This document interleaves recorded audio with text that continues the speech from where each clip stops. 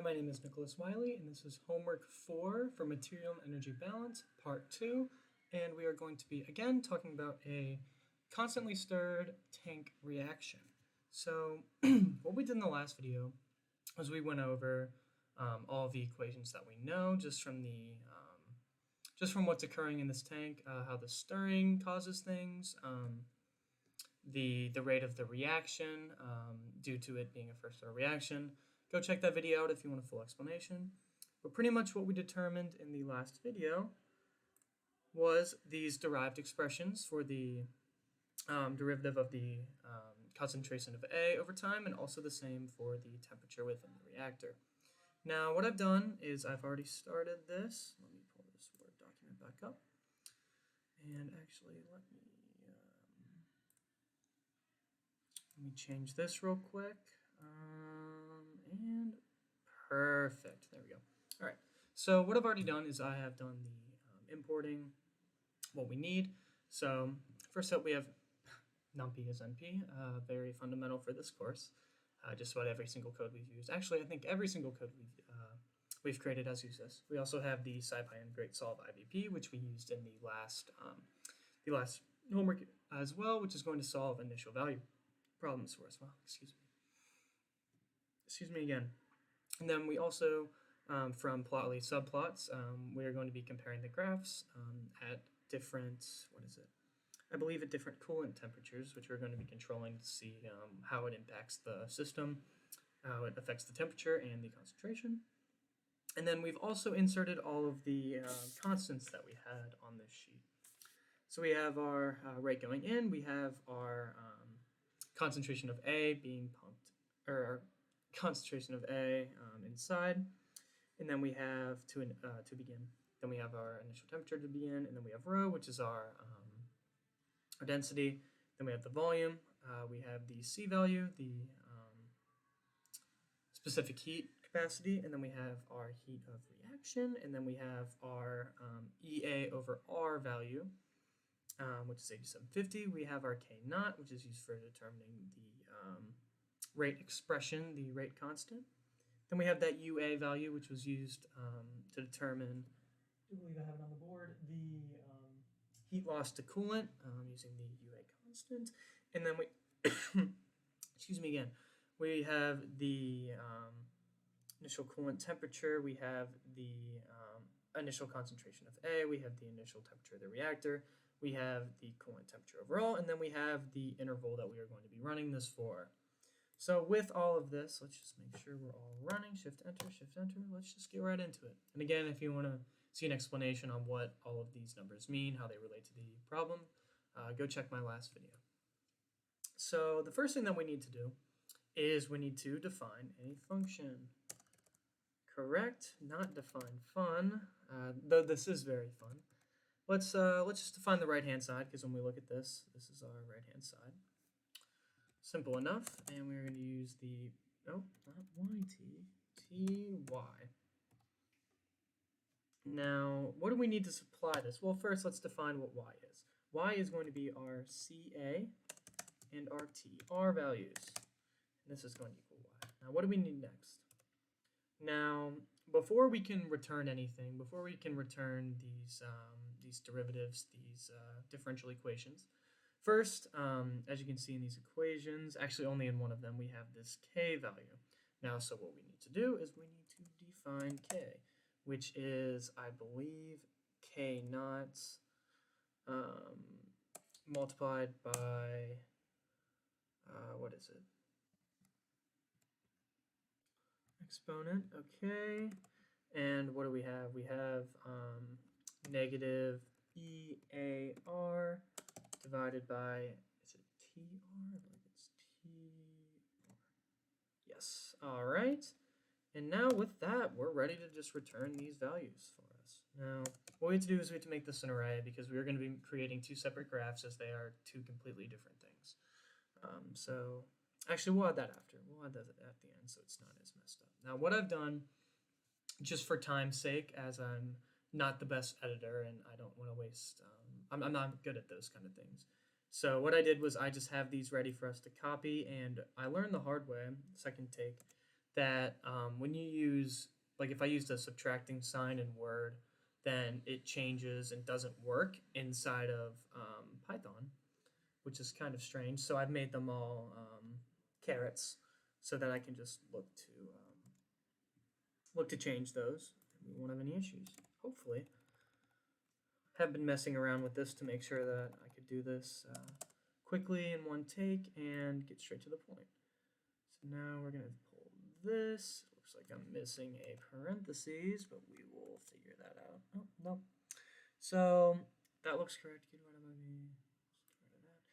Q divided by V times CA minus CA minus K times CA. Okay, so that all looks good. Let's just condense that a little bit. This is the one I have not had issues with. It is the second part right here. Q divided by V divided by TR in minus TR. Subtract again. We have the UA value, which we have up top, divided by, these are all just what we derived in the last video, by the way. I think you can actually see it on the board behind me, if you care to zoom in. Anyways, so this, just an aside, this was our, the rate of change for our concentration of A over time. That's the first part, and then our second part is going to be the temperature of the reactor.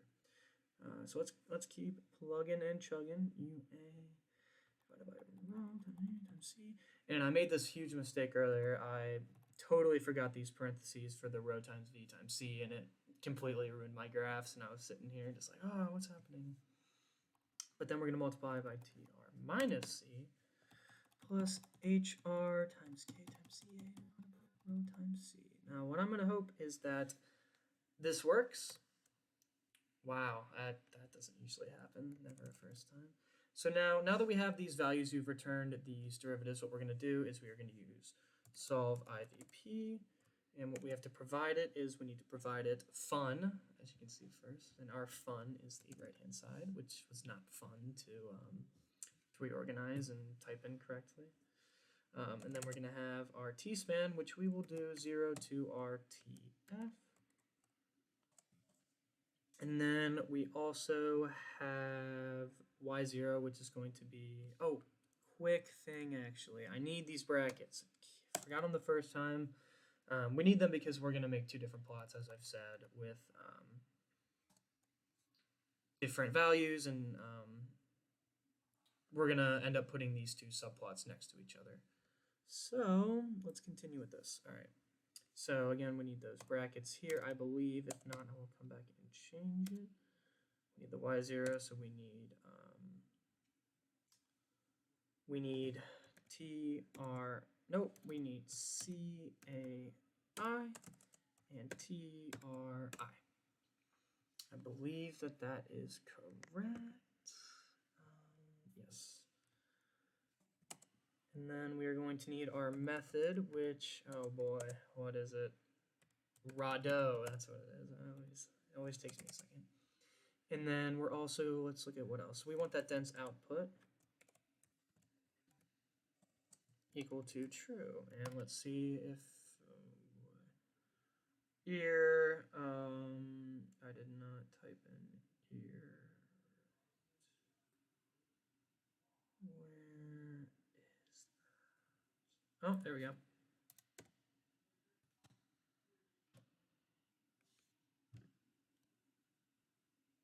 Did I type? I just did that. Successfully reached the end. That means we've succeeded with our solve IVP. Now, just like in the last time we did a solve IVP, we are going to want to pull out our solution.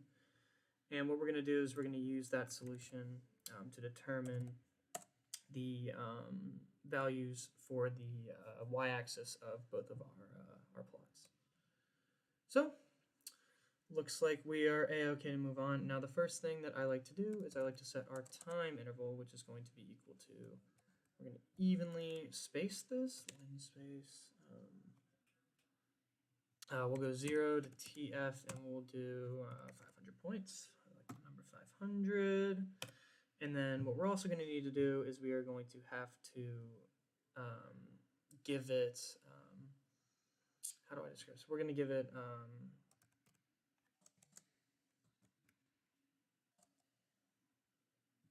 we'll give it plot values, CAPV and TRPV. What we're going to be doing is we're going to be using the solution, and we're going to do those solutions for every amount of time.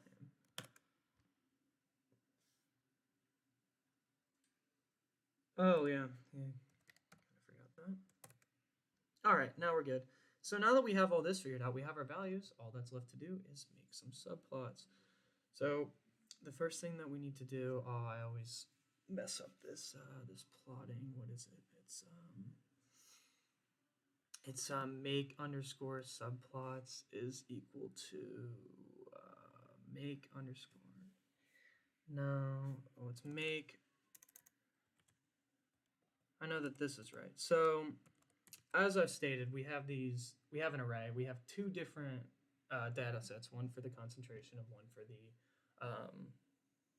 one for the temperature of the reactor. So what we need to do is we need to make subplots, and we have to make two different subplots. So what we're going to do is, I believe that we can just do start with rows equal to 1, and then we can just do 2 columns so that when we display it, they're next to each other, which will be nice. Calls, that's correct, equals 2. So we're going to make two different subplots. And now what we need to do is we are going to is it scatter? Scatter, that's correct. And all we need to provide it is what we typically do. X is equal to time, y is equal to CA plot values, concentration of A plot values, custom data, dx, dy, error, fill color, don't care about any of that.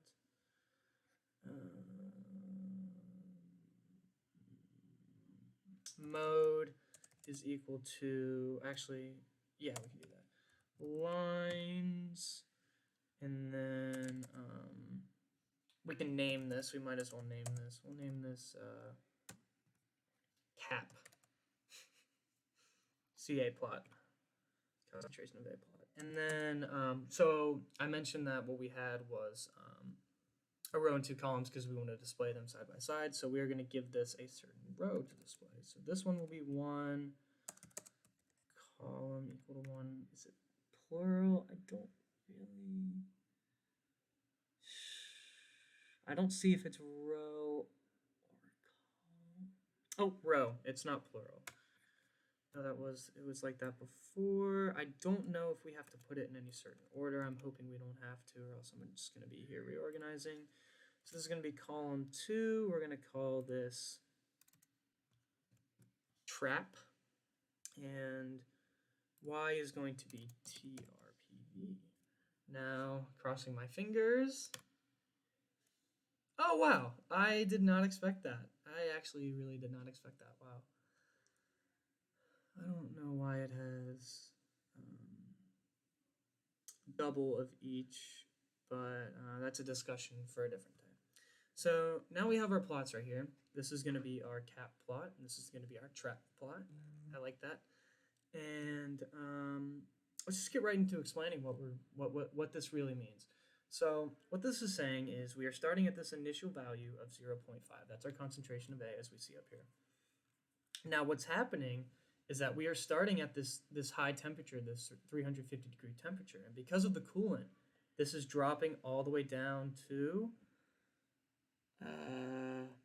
113. But when we look at our, where is it? I thought I had it over here. I'll add it over here so we can reference it a little better. So what we had in the beginning was we had our rate, pretty much the rate of our whole reaction is equal to K naught multiplied by E. I'll even do, how do you do superscript?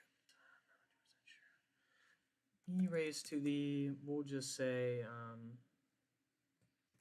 ear divided by T. Now, when we look at this, what is happening is everything is reacting. So we're going to hit a certain point. We're going to hit 1, which is actually the rate that is being flowed in, I believe. Yeah, the amount of concentration that's being flowed in. And once we hit a certain threshold in temperature when it's so low, if you look at this, once this is dropping really low, we have our ear value, which is a certain amount. it's pretty much going to become a constant. The whole rate of reaction is going to become constant. And when the rate of reaction becomes constant, the collisions, there aren't as many collisions because of this. And due to that, the temperature is dropping because we have reached a certain threshold where there's only a certain amount that has reacted. I don't know if I explained that very clearly. Probably not. But pretty much the reaction has just reached almost like an equilibrium state within this system. So once that point is hit, the temperature won't move and the concentration won't move. And I believe that this is the first case is 300. So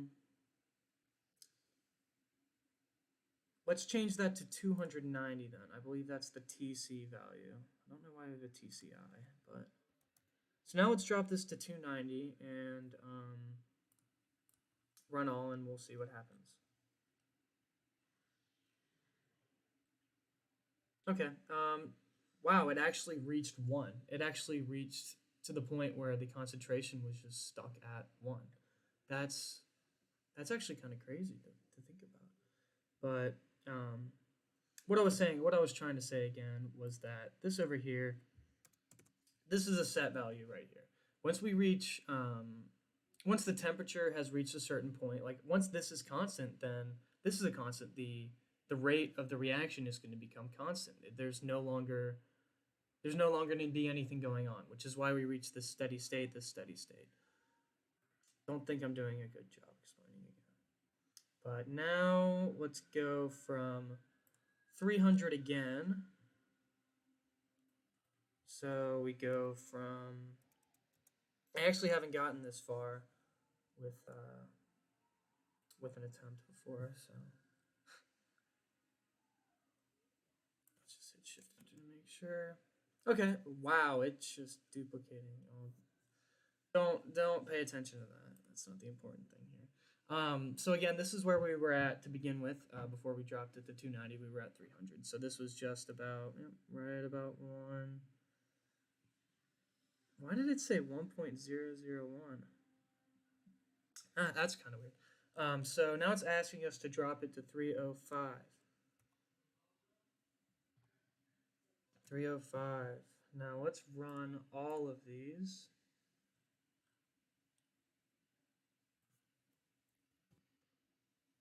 Is nothing changing, or is this just me?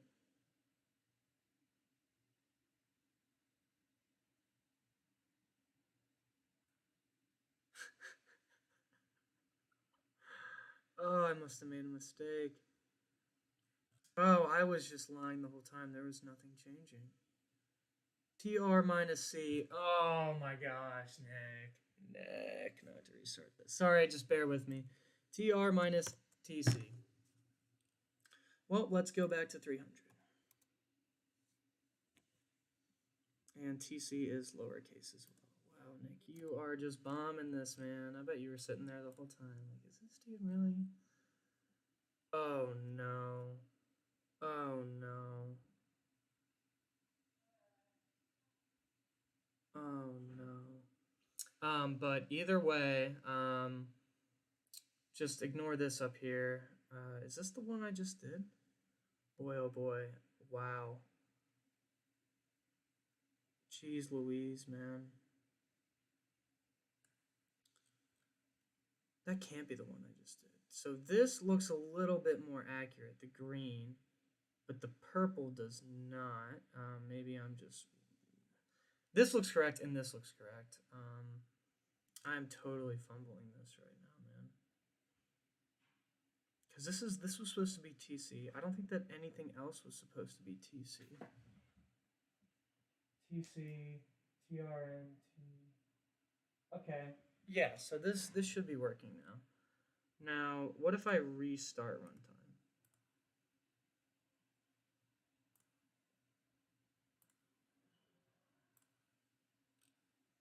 All right, and now let's run all and see where we get.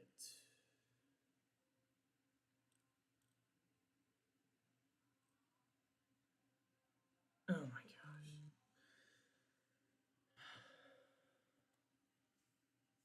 Wait, what?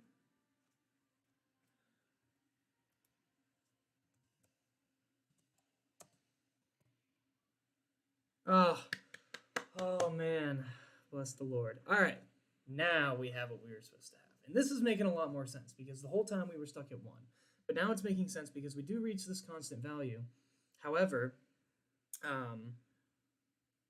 we also reach this right here, but we do have this little dip right here. Either way, it makes sense that the concentration is going up because it's being pumped in, and we start off at such a high heat that due to the coolant being at a certain temperature, it's just going to slowly and slowly drop until it reaches a certain threshold.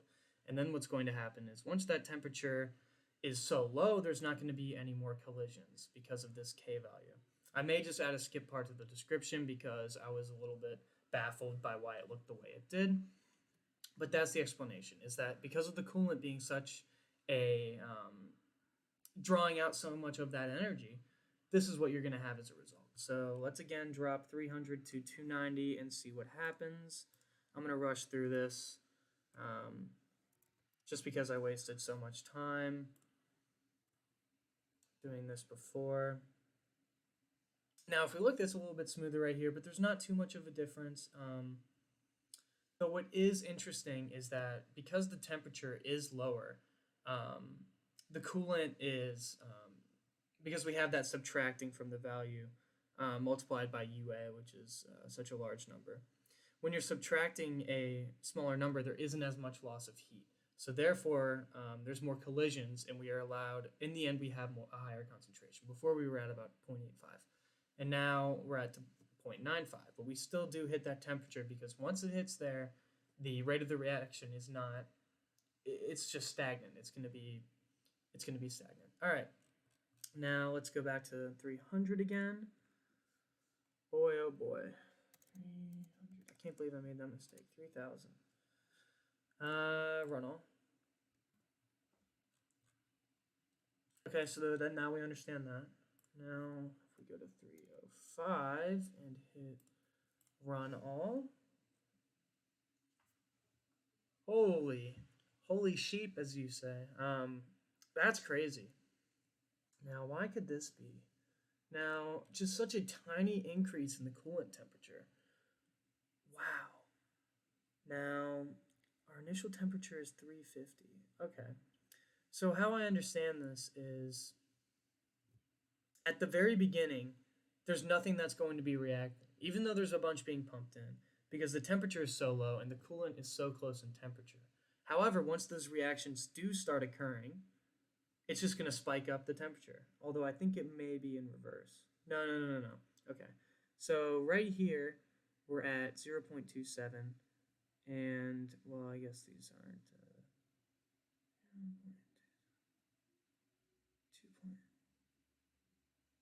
2.46. 2. Okay, so they actually are inverses. So as this peaks, this goes down. Now, why is that? As the concentration increases, the temperature is supposed to increase. However, the coolant is going to make more of an impact on that, and then that's why that's oscillating. Now, I know my explanation was terrible, but I'm glad I got the coding done. Thank you for watching, and have a good rest of your day.